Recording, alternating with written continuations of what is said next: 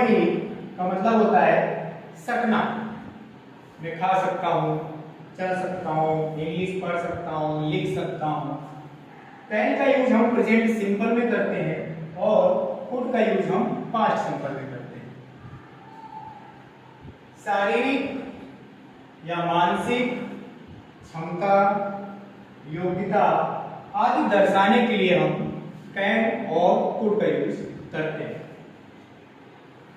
मैं यह काम कर सकता हूँ, इसका मतलब है कि इस काम को करने की क्षमता मुझमें है, इस काम को करने की योग्यता मुझमें है, मैं यह काम कर सकता हूँ।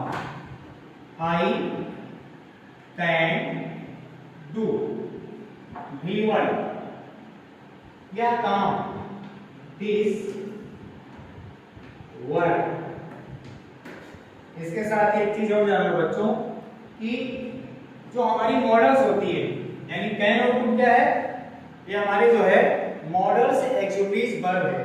तो जो मॉडल्स एक्सक्यूटिव वर्ब होती है इसका सब्जेक्ट पर सिंगुलर या नंबर इसका कोई इफेक्ट नहीं पड़ता है। यानी सब्जेक्ट चाहे आपका सिंगुलर हो, सब्जेक्ट चाहे आपका प्लूरल हो, सबके साथ में आपका कैन या कुड आ सकता है।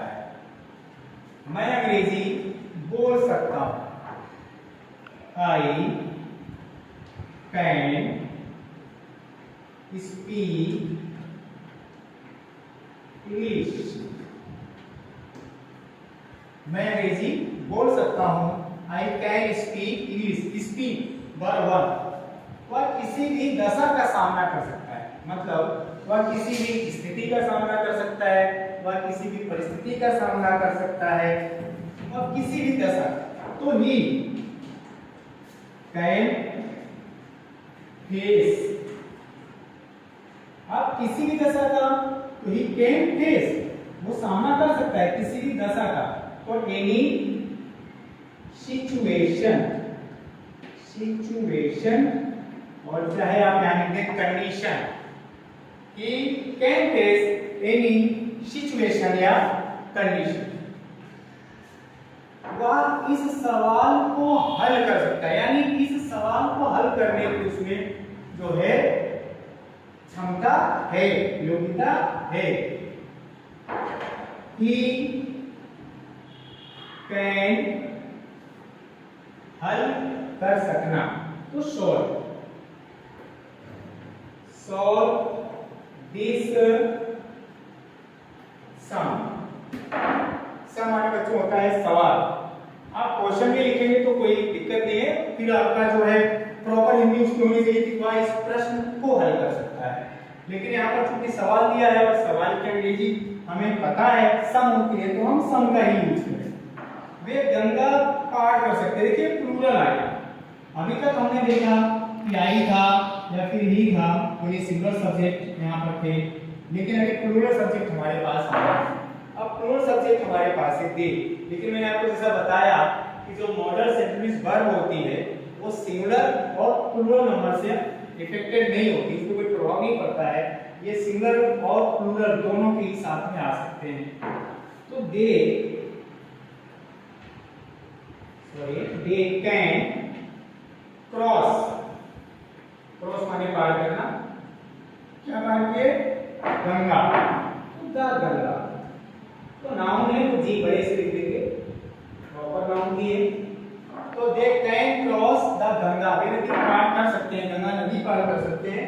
तो इसका मतलब है कि उनके अंदर इस नदी को पार करने की क्षमता है, शारीरिक योग्यता है, वह नदी में तैर सकता है। यहाँ पर भी क्षमता की बात हो रही है बच्चों। He can swim in the river, he can swim in the river, वह नदी में तैर सकता है। मैं उस संदूक को उठा सका, मैंने उस संदूक को जो है उठा सकता था या उठा सका। देखो मैंने बताया कि कुड का जो यूज है वो पास्ट सिंपल में होगा, प्रेजेंट सिंपल में हम कैन लगाते हैं। तो अगर आ जाए सकता था, सकती थी, सकते थे या सका, सकी, सके, तो हम जो है वहां पर कुड का यूज करेंगे। तो आई कुड उठाना की लिफ्ट उस संदूक को, दैट बॉक्स। इस होता तो हम दिस लगाते बच्चों, दैट बॉक्स। हाँ, ये आपको ध्यान रखना है कि इसमें वर्ब की जो फॉर्म है उस पर भी कोई असर नहीं पड़ेगा। यहाँ पर भी आप भी वर्ब का ही यूज करेंगे, लिफ्ट। ठीक, वह अंग्रेजी पढ़ा सकता था, यानी उसको अंग्रेजी पढ़ाने की उसमें क्षमता थी। यहाँ पर भी हम ही कुड पढ़ाना अंग्रेजी, टीच अंग्रेजी, टीच। वह अंग्रेजी पढ़ा सकता था, ही कुड टीच इंग्लिश।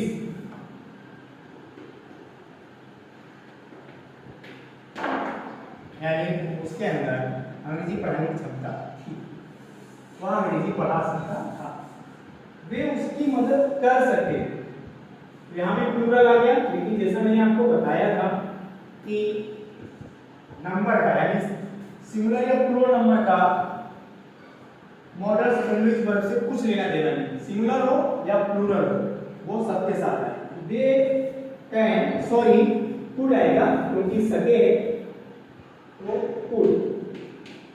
देखो बच्चों, वाक्य अगर आ जाए सका, सकी, सके, या सकता था, सकती थी, सकते थे, यानी था या सका, सकी, सके, तो आपको कुड का यूज करना है। और अगर आ जाए सकता हूं, सकता है, सकते हैं, तो आपको कैन का यूज करना है। यानी है आ जाए प्रेजेंट सिंपल में तो कैन, और कुड यूज होता है पास्ट के लिए।